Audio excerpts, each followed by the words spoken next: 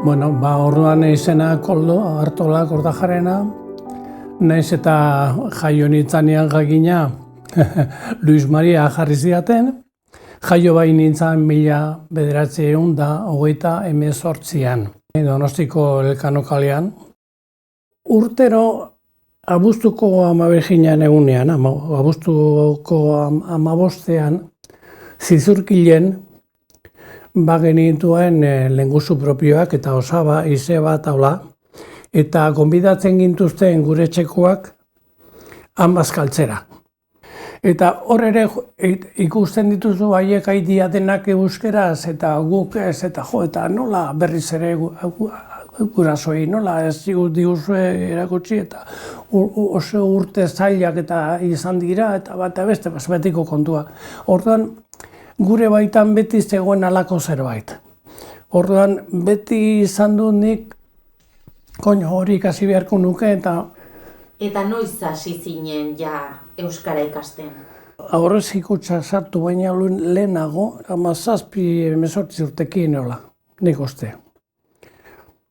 Konservatorioan 2 urte, baina gutxi aurreratzen genuen, ze asko apuntatzen ginen, baina faltak ere asko izaten ziren. Eta orduan andereñoak ikusten zuenean, kontxo, eran egun hori etzan egon bestearen eta atzeratu ez zitezen, aurreko gunekoa errepikatu.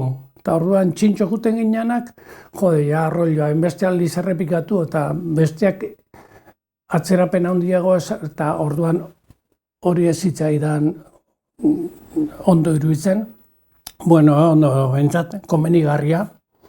Eta orduan hasi nintzen, Santa Maria parrokian bazan apaiz handi bat, Beizamakoa, Don Juan Otaegi, eta arek etxean, egun batean entorri zan aurrezei gutxara, esanez, prezeguela, inor nahi bali mazuen, eta apuntatu ginen aurrezei gutxako 8 edo 10 bat. Ez ginen asko, baina bere etxean hasi ginen, egon ginen urte bete terdiola, eta pixkanak juntziran utziz besteak, olako gauzak ere baziran, eta nik elitu nizan nire bakarra eta beste bat. Eta, puro pixkat ematen zira, bakarrek nigatik horren beste denbora eta bilatu nuen aitzeki bat, eta jo nintzen. Eta gero, aurrezek utxan bertan bazan enplegatu bat, baina zan arre txabaletakoa edo, oso euskal zalea eta gainera Donostian famatua izan zen Elbira Zipitria izeneko irakasleekin jun izana. Eta orduan harengana hasi ginen joaten 7-8 lagun, eta horri txapa, pauso nahiko importante eman nuen. Eta gero, kuadrilan, baziran batzuk pixka batzakitenak, eta hasi ginen, eta enpeño handia jarriz, eta hori gero kutxan esatea, egin beharko genituzke gauza hauek euskeratu, eta zen prestatu nuen oposizioak aurrezik kutxan municipalerako ere, eta sartu nintzen. Eta hor bukatu nun. Aurriko urteak eta azkenekoak ez ziren berdinak izan, informatika eta sartu zen, eta gero barruan ere egin genuen euskaltzal batzuen artean halako mugimendu bat, eta hasi ginen eskatzen komunikazioak, enpresak langilei bialtzen zizkigun eta komunikazioak, eta euskaraz jartzeko, eta hasi ginen pixkat bultzatzen, eta ni izendatu ninuten lan horretarako. Eta ni orduan eskaldun berrian nintzen,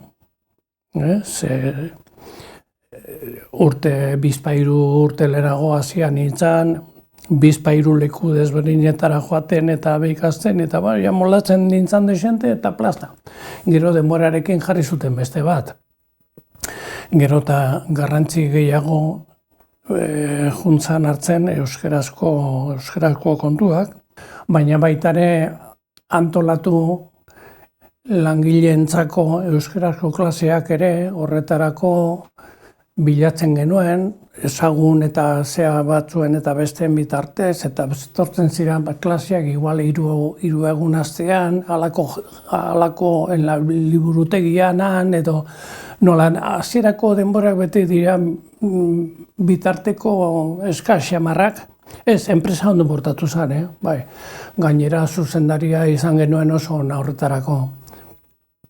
Xabier Alkorta, antigotarra. San Vicenten parrokiakoak ginenok, genuen Euskal Herri kalean klub bat edo, klub de jóvenes. Eta orduan sortu zuten OARGI izeneko, organizazion rekreatiba, ez dakiz zer maz, Gipuzkoa, nes goratzen zer zen. Eta hasten ginen kalendario prestatzen, gizu kalendario bat, hil bakoitzean mendi batera. Batzuk gertukoak, beste batzuk egun osokoak, bat edo udan agian Pirineo aldera, Pirineo gertu, ez pentsa orduan zen materiala eta zar genuen. Hola seginan, eta horren ondorio hori izan zen, Iruñeko batzuk ezagutu, eta egun batean egun behar dugu bat elkarrekin, eta egin genuen, eta haiek honea tortzen, eta goara joaten, eta orduan ezagutu nuen emaztea. Hola, ze.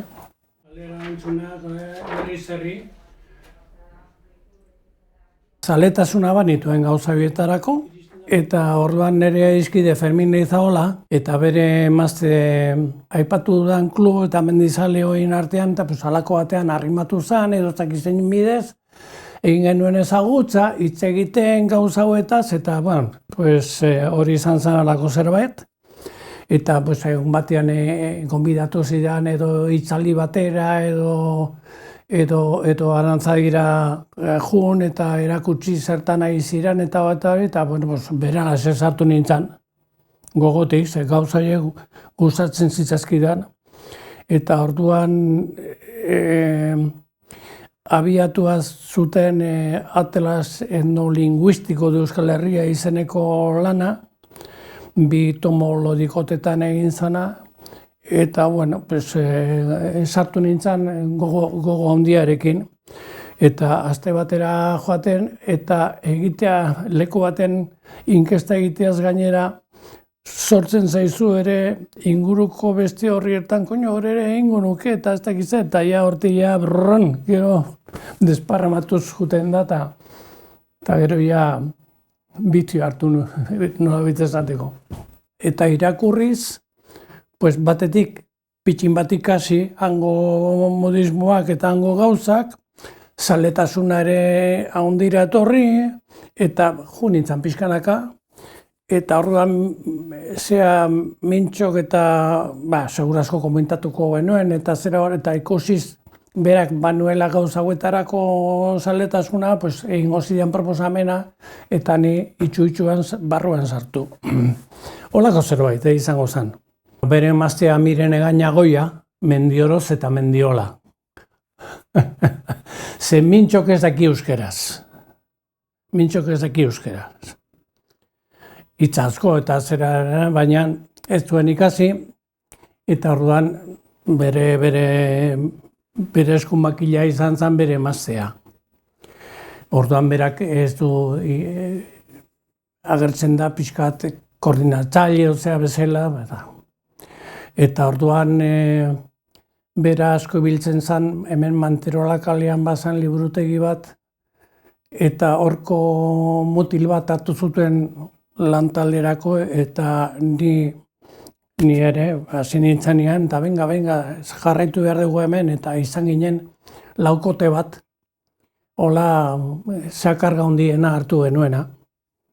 Eta gero bilatu genituen laguntzaileak eta hori, eta zabaldu zen asko, ze Euskal Herri guztian leku asko dira egiteko, baina batek ezagutzen du bat eta bestea, eta hori, eta pixkanaka.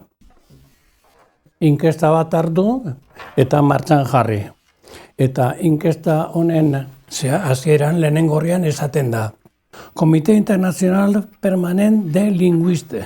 Publicación de la Comisión d'Enquête Linguistique. Questionnaire linguistique par Marcel Cohen. Instruccions. Eta hemen hasten da, galdetu behar dana. Eta gero bukaera aldean, bada espazio bat, testu libre bat biltzeko. Orduan batek nahi du investigatu pixka bat animalen bizimoduaz edo cómo se hace una parva o cómo se recoge la miel o como tal o como cual, pues oso gai desberdinak. Eta horregatik bi liburu horietan, Atlas osatzen duten bi liburu horietan, lehenengo horietan daude galdera hauei emandako inkestak, herriz herri. Baina bigarrenean ere, bukaeraldean, badira herri desberdinetan bildu diran testu libreak, hor denetatik, gauza oso desberdin, eta baita ere hemen agertzen ez dian batzuetatik. Agian batek izan badu gauza interesgarri bat kontatzeko, eta ikusi badugu erreztasunez hitz egiten zuela, eta interesgarria iruditu zaigu, hori libre izan da. Baina askotan zu bazoaz leku batera, eta hasten zera egiten, eta konturatu gabe, joaten zera gustu pixka bat hartzen, eta egian zen, pues, inguruko beste herrietan nik esango nuke ez dutela berdin esaten, eta saiatu behar dut, eta zu zeu juten zera egian, hasten zera egiten, eta interesgarria da menera egitea, bueno, eta bestela ezagutzen duzu hango norbait, eta esaten diozu, aizu, untan nahi gera egiten, eta iruditzen zaigu interesgarri litzatekela zure herrian egitea, eta gu leku guztietara ezin iritsi, eta egin zenezake. Horretarako ere aukeratu behar duzu laguna pixka bat izatea, baina horrela pixkanaka, eta norbaiten laguna eta bestearen ezaguna eta bla, bla, bla. Eta gero, pues, Leizaola eta bere emaztea Mirena Gaina, Parisen aipatu dezun inkesta hori eskuratu zutenean, galetu zidaten, nahi nuen egin, egolako zerbait, eta ni pozik, eta orduan hasi ginen, noizean behin txapa asaltua ematen, eta aprobetxatuz emaztea Iruñekoa izanik, gurasoak han bizi ziren, eta orduan larun bat askotan, hemendik atera, eta haien etxean lo egin, afaldu eta bisita egin, eta hori dena, eta gero horrengo gunean, juten gina hori, noizean behin denak, zatikan txikiak ere aitona morakin egon nahi zuten, batzutan nik ere egiten ditut nire eskapadatxoak, eta holaxe, batera eta bestera. Eta orduen, etxeko nausiek errantzue...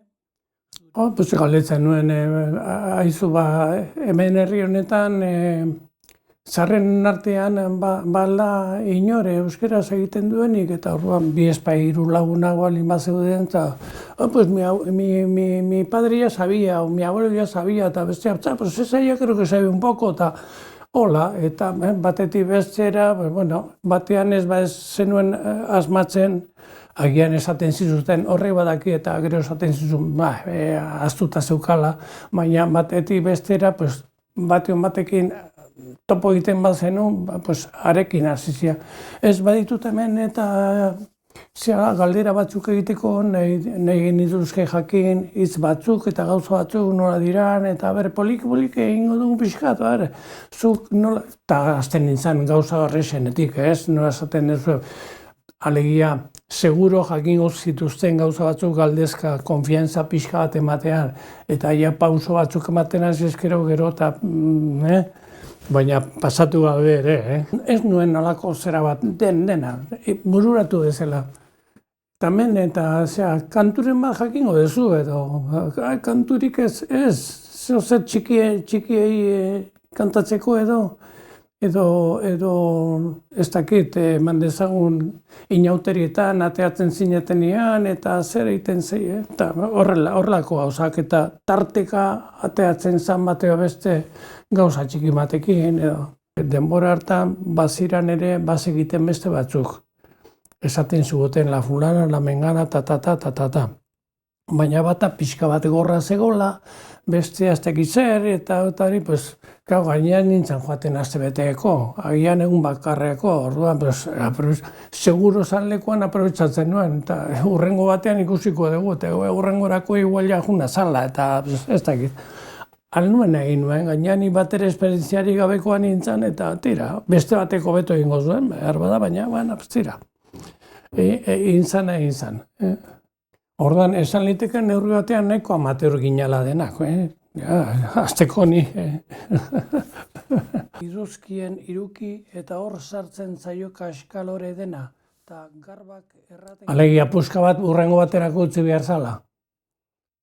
Bai, hori behin baino gehiagotan gertatu da.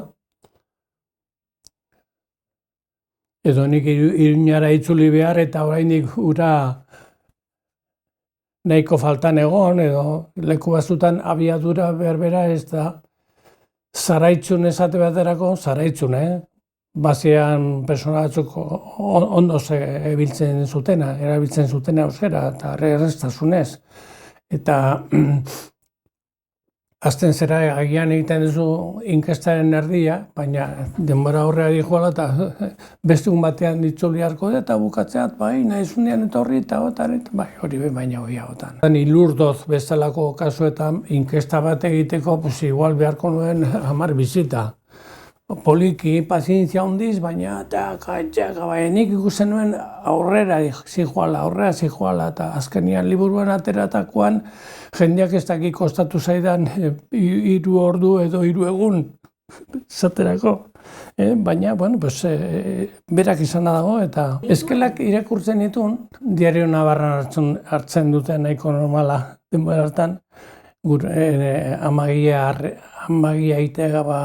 aitagia arrebaren etxean, eta Marcilla, ni kaso, baina balin badire, herria, begiratzen nuen herria, eta herri horiek balin bazeuden interesatzen zitzaidan inguruan begiratzen nuen hildakoaren izena, zenbat urte zituen, zete, klaro, balin bazan zona ni bilatzen nintzen, baina justu nemilen lekuetan, baina hildakoa balin bazan 75 urtekoa ez nuen kasurik egiten. Gutxienez, 85 gora behar zuen. Edo agian begiratzen nuen, bide batez, beste norbait bazan. Hori bai, hori egiten nuen. Eta sobre batean badut eskela pilo bat. Baditut. Oin dela gutxi egun batean zer dago hemen, eta meka zuen, ikusi nuen, eta gehienak dira erraunkari Zaraitzu, Aezkoa, Artzibar, Erroibar, Esteribar, inguruetakoa, ibili nintzen lekuetakoa, eta Sakana eta Barranka inguru hortakoak ere bai, eta gutxi gora bera, ibili nintzen lekuetan. Alazerenez neskatu, kori ez dakiar nola, eta urak xoaitan tria elerraitan baskuentzez, eleguziak, eta apeta... Irakurri nuen zerbait, estornezan haien liburu batzuk, eta gero beste libururen batzuetan ere zeinetan agertzen zen ja euskararen egoera zein dan, eta ja bakar batzu baizik ez zaudela, eta gainera konturatu nintzen Michelenak eta horiek garrantzia handia eman zioten erronkarikoari. Aparte printziak ere aparteko zera bat sailkatu zuen, eta pentsatu, hori interesgarria da, baldin inor gelditzen bada oraindik, eta diotenez badirela oraindik zahar batzuk, komeni da lehen ara jotia.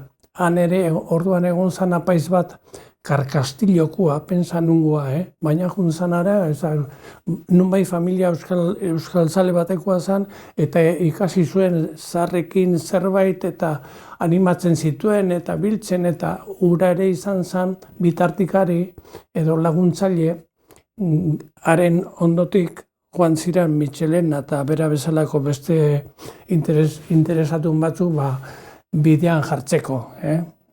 Ni ere iritsi nintzen ezagutzera apaiz hori. Eta txambra majoanak lehenago, orai kamison, eragiten bitun. Antonia nau izabakoa, bai, hori izan zen aurrenekoa, eta baita ere Uztarrozeko Doroteo de Miguel. Izaban beste inorekin ez, batean bate ezagutu justu agur eola, baina ez, beste inori ez nion grabatu, baina Uztarrozen bai, Fidel Bernat gehiena, ongien sekiena zan, zeudenetan, bere lenguzu Doroteo de Miguel Bernat, ondo xamar zekien, baina pixka bat torpexeago hitz egitean, baina arrankatzen zan eta desente. Doroteo horren emazteak ulertzen zuen eta noizean men pixka bat hitz egiten zuen, nahi izan ezkero gehiago, baina senarrak hitz egiten zuenean bera gelditzen zan. Baina Uztarrozen baziran beste hiruzpalau lagun, eta, bazan Balbina ederra, uste dezala bat, herrira iritsi eta eskuinaldian bada ostatu bat, eta hortik gora hilo, eta bazira, eta Uztarrozen nik uste 4-5 lagun ezagutu nituen egiteko gauza zirenak, bai.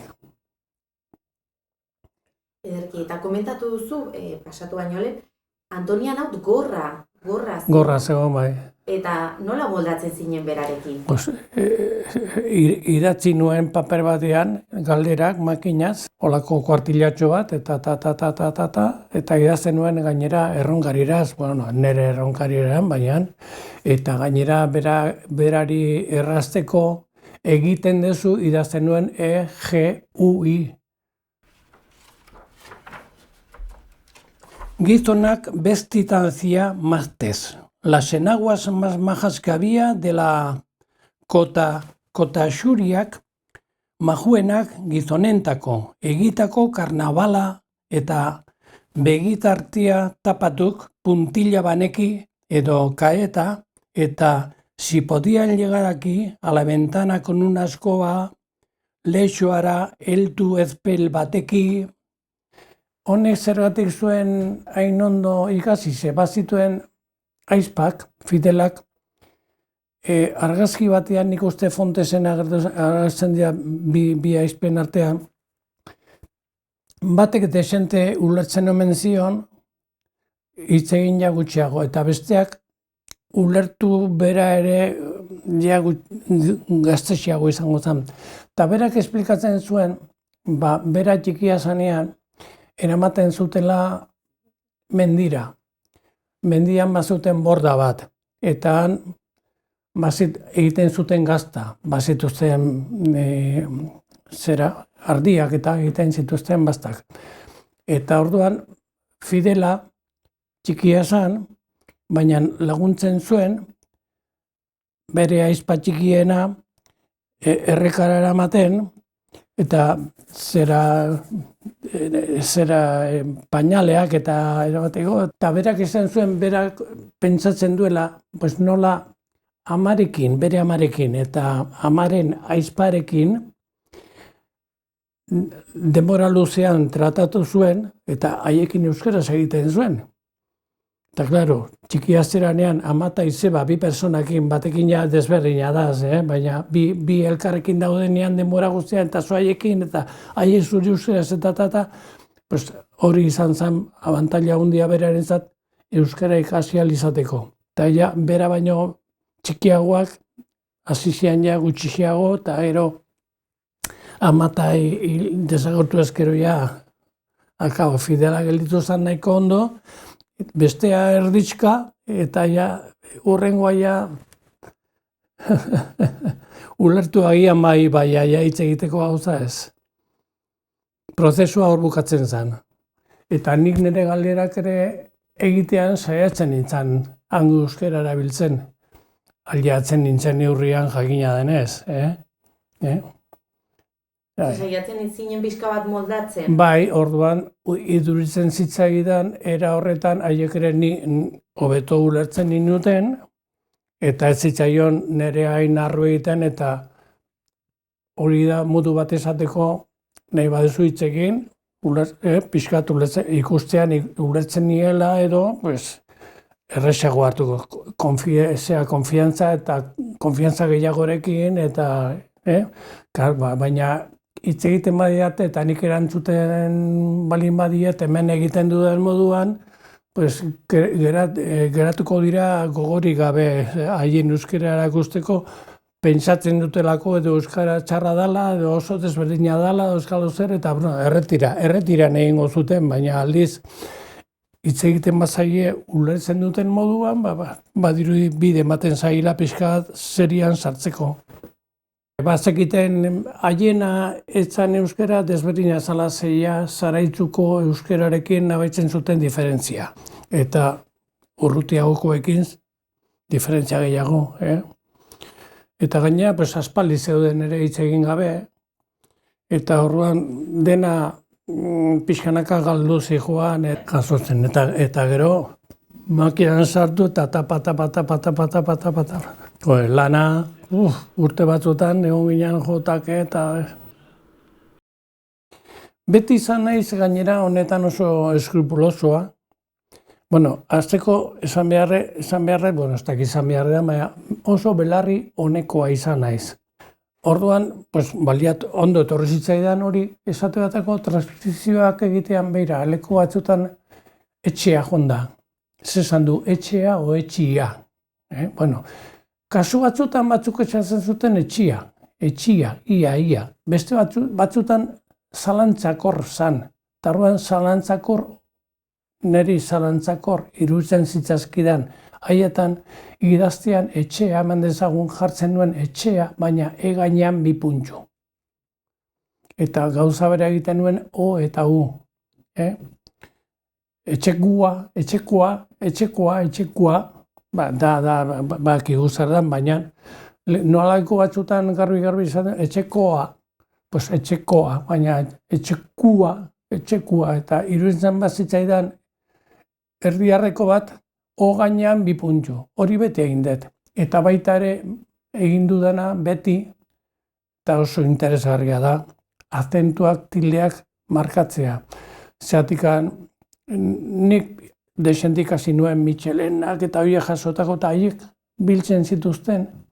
Eta orduan nik, hor nire lan hauetan, hitz asko dira, hitz bakar batean 2 azentu diranak. Tira la, mandezagun, hitza pixka bat luzea izaten da normalki, oso motza balin bada, eta baina berdin joan zirenik gainean takan, hori beti egin izan dut, eta...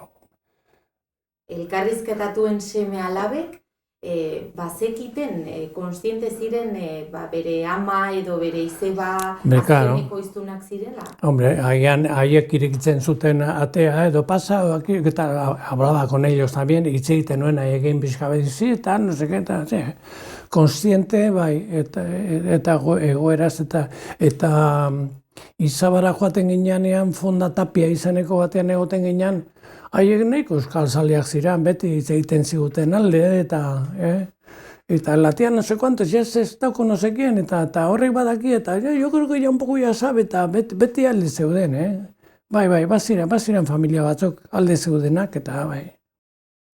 Herreako gizon bat, un señor de otro pueblo de cerca, herreako gizon bat, etzakie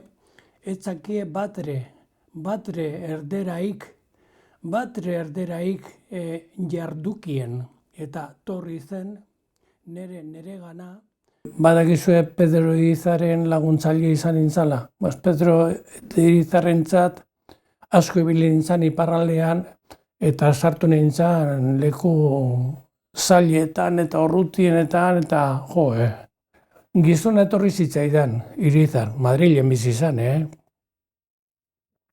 Bera azkoitikoa zan, egun batean agertu zitzaidan aurrezikutxan, nengoen orduan aurrezikutxan, plazta, aurrezan zitzaidan, zu hau eta bai, eta pasaginan despatxo batera, eta negon ginean, eta esplikatu zidan zer nahi zuen, zertan, eta nolabait, ea posible izango nuenik ibili nintzen lekuan ibilita, bera zertan izan, eta nik esan nien konforme, eta bera utzi zidan paketon bat zera, eta inkestak egiteko, eta hasi zitzaidan, eta hasi nintzen hor batetik bestera, baina denak izan ziren Nafarroan eta iparraldean, bestea ja dena zuen. Gaina lehenengo biliburuak bat Gipuzkerari buruzkoa eta bigarrena Bizkairari buruzkoa edo alderantziz berdin da, baina horiek ja bukatuak zituen. Baina gero egin genuen zera desente, harentzat, aditza, behar bada ez da inxamurra, kontatzea gauzak distraituagoa da, egatea eman xintzen, xintzuan, xintzunan, xintzuzun, edo segun lekuak, edo zehor, zera, noa zaten da, alokutiboa da, pixka bat gehiago gozatzen dana, gainera, euskara galtzen azten danean, hori da aurrena galtzen dana, normalki. Hola, baina egin genuen lan polita bai, pozik gelitu nintzen, eta bera ere bai. Eta Bitur, 52 urte, Bordaltuk, Obro, 52, pues nietak. Nola gitaratzen zenuen Fontesen? Iruñean. Gauza bat banuela zera zertzeko eta nora bihali behar zan eta izango zidaten nora. Eta ara bidali eta handi pixka batera entregatu eta bihaltzen zizkiaten separatak edo ditzen dianak edo zuzentzeko. Zuzendu eta berriz eraman eta gero ja ateatzen zan. Baina, klaro, lehenengo Fontes noiz argitaratu zidaten 77an dut nik apuntatua, Erronkariko euskararen azken atxak. Zer gertatu zen, egin zen atrasan linguistikoa, eta ni aurkitu nintzen, banituela inkesta mordozea egina Nafarroan, argitaratu gabe. Eta pentsatu nuen, egin dugun euskararen mailan egin duguna bera, egin nezakenik, alegia ziorditik bakarrik, Araño, Nafarroan zehar, eta hor baditut desente, eta atera egiteke gauza bat, eta holaxe, eta atera zidan desente, 20 gehiago uste direla. Horre gero, testuak eta grabazioak, grabaketak egitea, eta elkarrizketa luz xamarrak, eta dira. Gainera, grabagailu apalak, eta hemengo audioekin eta ez dut ezer egin, eta ez. Ni gauza bietaz izan naiz oso traketxa eta oso alperra ere bai nahi bezu edo saletasun gutxikoa eta gauza bietaz berriz ere etxea etorri eta klas sartu eta apuntatzen hasi eta klask eta apuntatzen hasi eta horrela, hasi eta bukera arte.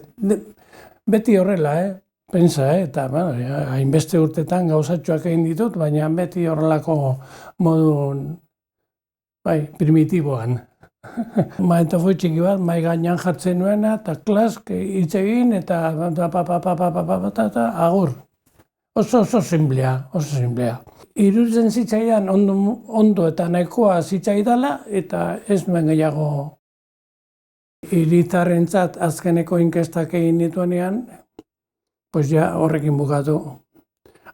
Gero prestatu nuen solstizioan edo liburuska hori, testu batzuk aukeratu, sartu artxibotan eta ikusi zein lekutan egina nuen horri buruzko galdera, eta gauza askorik ez da, ez? Baina, elkarrizketa, jendea hitz egiten eta zein kontatzen duen, eta, tira. Izanik dan lekukoa, hain gauza gutxi gelditzen dan leku hortakoa, bere lekukotasun ematen gote. Almatiei buruz galditu nuen zenbait lekutan, gehienak noski Erronkarin eta Zaraitzun ere almadiatzen zuten.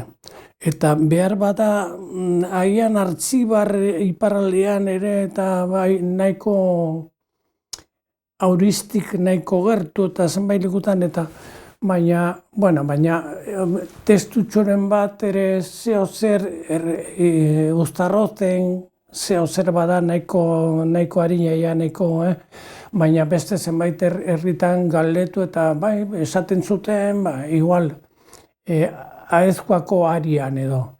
Bai, hemendik ere jaisten zituzten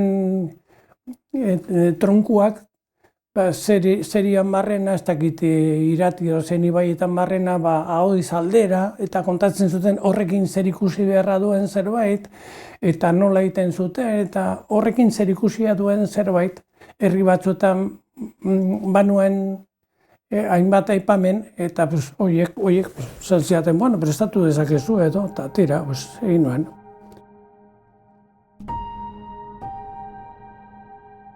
Zer egingo nun, ni saiatu nintzen ahal izan nuena, errekuperatzen alzitekena, horrekin pozik nengoen.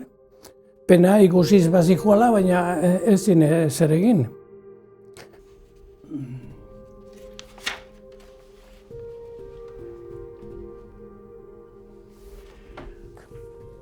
Bai, kori, gaitzak horiek erraitan zeila, eta apeza entelegatantzia guzia.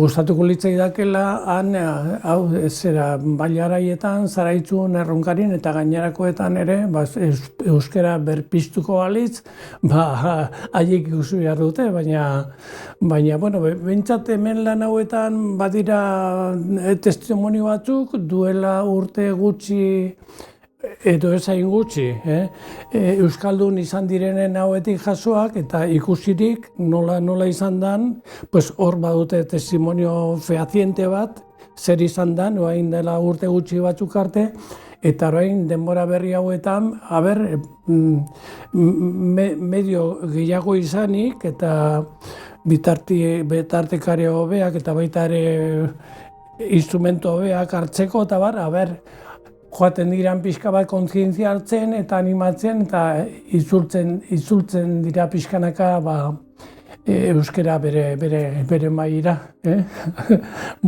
Optimista baikorri izan behar dugu, baina ez dugu inoiz itxaropena galdu behar. Alimo Jerolimo eta aurrera. Onkixin onki erden esaten zen, bien recibido, bien hallado. Animo eta ia animatzen zisten.